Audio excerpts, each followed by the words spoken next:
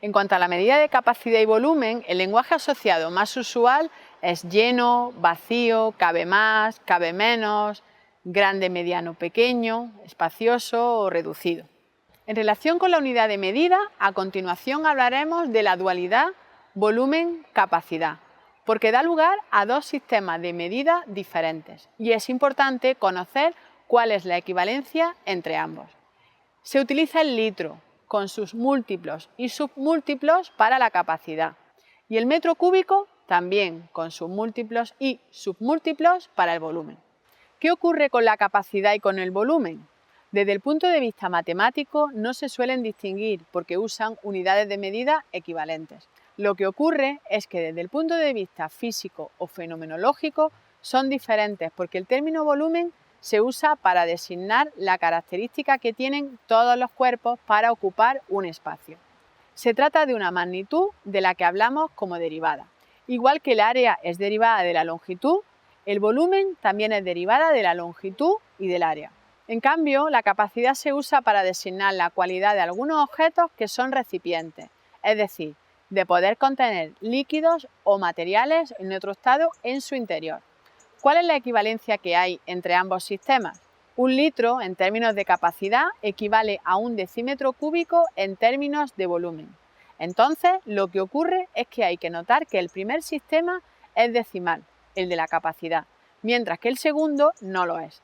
El metro cúbico proviene de la consideración del volumen como una magnitud tridimensional derivada de la longitud.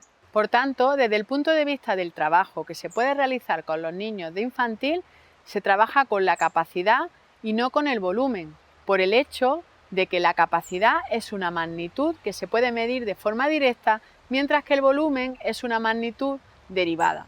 Este sistema de medida, por tanto, presenta mayor dificultad para los niños y se introduce más adelante, como comentaba, pero como maestros de educación infantil es importante conocer cuál es la relación que se establece.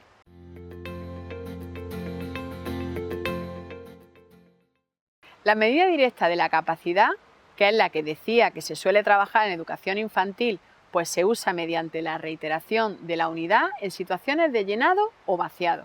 Por ejemplo, aquí tenemos algunas jarras de diferentes tamaños, diferente capacidad, y se trata de ver la medida de una jarra teniendo en cuenta otra de esas jarras como unidad de medida.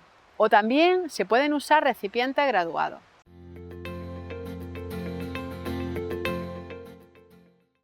El volumen, en cambio, para no trabajarlo como magnitud derivada, lo que se puede hacer es introducir un objeto dentro de un recipiente que contenga agua, por ejemplo.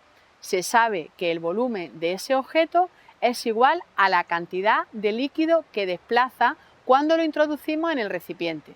Entonces, se puede usar un recipiente, se introduce un elemento que sea un objeto y el aumento de ese volumen equivale al volumen del objeto.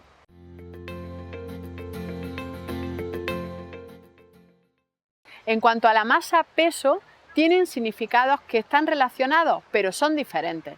La masa es la cantidad de materia que tiene un objeto. Es independiente de dónde se ubique ese objeto, mientras que el peso es la fuerza con la que la Tierra atrae a ese objeto, es decir, influye la gravedad.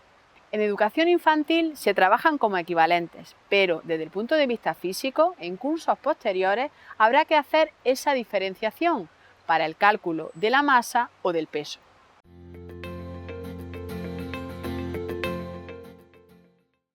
En el caso del tiempo, lo que se suele hacer son comparaciones de sucesos, momento en el que empieza un suceso y momento en el que finaliza. Lo que es importante en este caso es establecer determinados momentos como puntos de partida. Por ejemplo, el desayuno, un juego en el patio, el baño, situaciones cercanas al niño. ¿Qué lenguaje está asociado al tiempo? Pues los términos antes, después, más o menos temprano, más o menos tarde y ocurren a la vez forman parte del lenguaje asociado al tiempo. Y con esto finalizamos el tema 7 sobre magnitudes y medidas. En este módulo hemos abordado elementos del contenido relativo a las magnitudes y su medida. En concreto, tratamos la magnitud y la cantidad de magnitud, el proceso de medir, las unidades de medida y las magnitudes que se abordan en educación infantil, con niños de 0 a 6 años.